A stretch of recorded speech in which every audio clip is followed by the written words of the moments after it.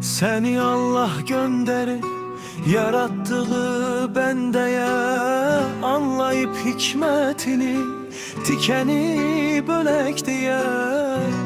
Ramazan ay Ramazan, Kur'an'dan süzülerek anlatmaya gelmişsen. Namazınla zikrinle ne güzel bezenmişsen. Ramazan ay Ramazan, əvəzsiz şəfqətinlə qapıları açmışsan. Tövbəli günahlara öz nurundan saçmışsan. Ramazan ay Ramazan, sağlamlıq ocağından köz verirsən yandıra.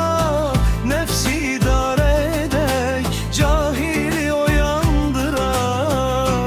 Ramazan ay Ramazan, nə ola bütün aylar sənə bərabər ola. İnsanlarda həmişə belə saf təmiz qala. Ramazan ay Ramazan, zalimlar qayıdalar imana, mərhəmətə.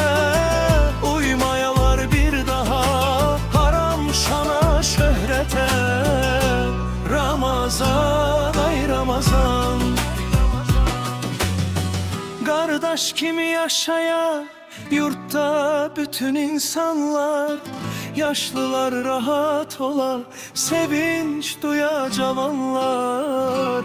Ramazan ay Ramazan, yerler göyler durula, yeni nizam kurula. Mehribanlık yarana, hamı koşa bir ola. Ramazan ay Ramazan, sevirəm sevgim ile yazdım ürək sözümü. Daim teslim etmişəm Allah'ıma özümü. Ramazan ay Ramazan, əziz Allah korusun yarattığı ne varsa. Mən də xoşbəxt olaram, dünya xoşbəxt olarsa.